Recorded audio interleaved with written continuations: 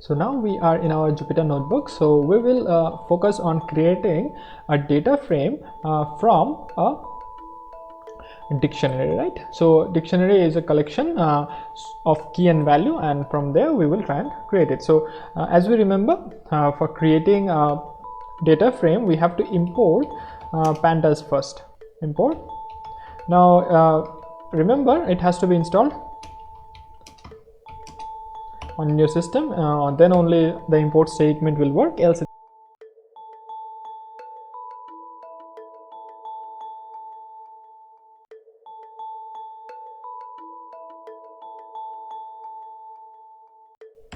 So we have created a dictionary consisting of two data elements. First key is SL, which has a list of values 1 2 3, and another key is name, and the value are 3 names in it, right? So we can put anything in our dictionary as we want. So it's an example.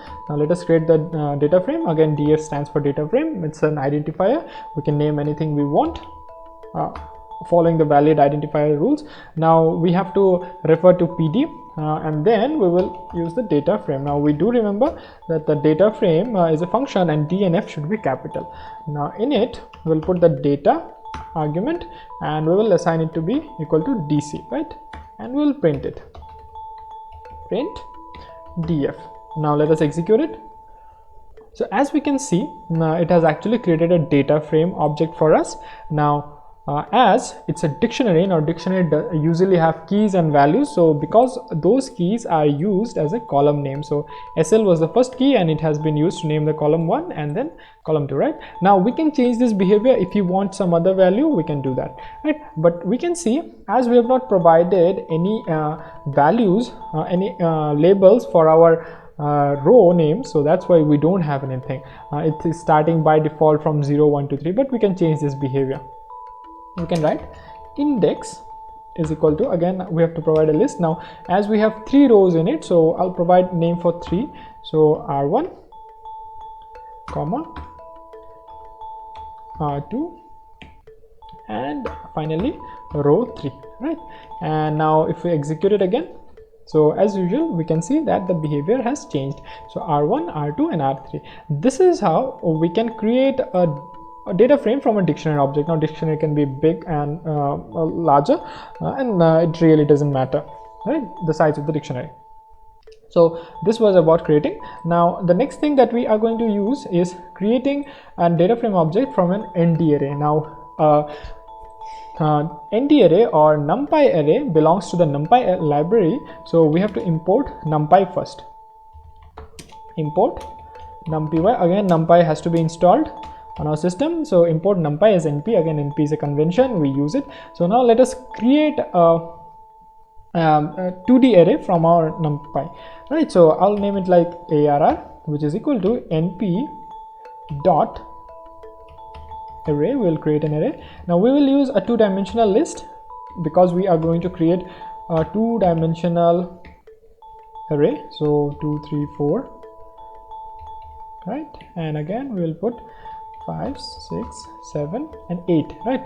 So basically it will give us a 2-dimensional array which will have 4 columns and 2 rows, right? So we'll just simply prepare it like that, and then as usual df1. So we'll again create a data frame, so it should be pd dot data frame, and in it we are going to pass our data argument, which is arr, right? And finally we'll try and print it. Print df1, right? And let us execute it. So as we can see, it behaves as we expect it to be. So it has created actually a data frame object of 2 rows and 4 columns, right? Now because we have not provided any, again, a column and index label, so that's why everything is starting from 0 all the way to n, right? So we can change this behavior. Again we have seen it. So index is equal to, index means rows, right? So we have 2 rows, so I'll put r1 and r2, right? And then if I have to name column, so it should be s is important, else it's not going to work. So index and columns. So how many columns do we have? We have 4 columns, so we'll name it like that: c1, c2, it should be within inverted commas, else it's going to think that it's a variable and it will throw us an error. So C3 and C4, right? And let us execute it. So as we expect, the behavior is just like that. So this is how we can create a very simple data frame from an a 2D ND array. Now it's very much important because at certain times we will perform some sort of an evaluation which will return us ND array, a numpy array, and based on that numpy array we can create a data frame and perform some sort of an analysis, right? So the next thing that we are going to do is creating a data frame object from a series object. Now again we have to store it in a dictionary, that's why it's written. So we have to create a series object and it has to be stored in a dictionary. So let us create sr1, means series object 1. Again pd, because it belongs to the pandas library, so we have to call it data frame, not data frame, right? So as you remember, it should be series. So we'll pass in value maybe comma 5. So this is my first series object. Now we can do add the data argument as we did in earlier example, but really it doesn't matter even if we don't provide it. sr2 pd dot, it should be capital series, and in here I will not pass the argument, so I'll just make it 12, 13, 14 and 15, right? And I have to add another, else it is going to throw an error, right? So as usual, now these are all perfect scenarios. So in here we have 5 data point, and again in here also we have 5 data points. So we'll create our dictionary. dc1 is equal to, within curl brackets, we know that dictionary is being created within a curl bracket. So now we are going to look into creating a data frame from existing data frame. So imagine I have df3.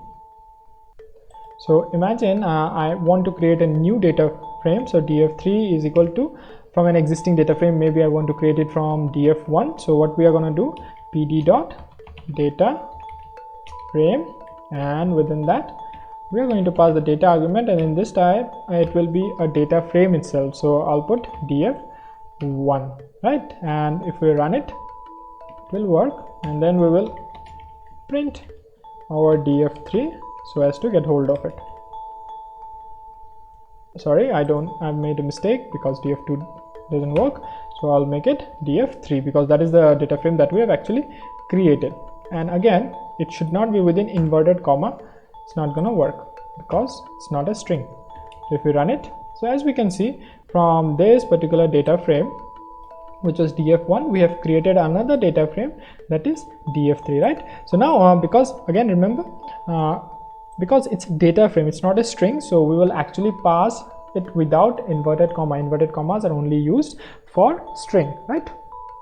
Okay, and the final one is the most important one, where we are going to actually load data from a CSV file. Now CSV file basically means comma separated value.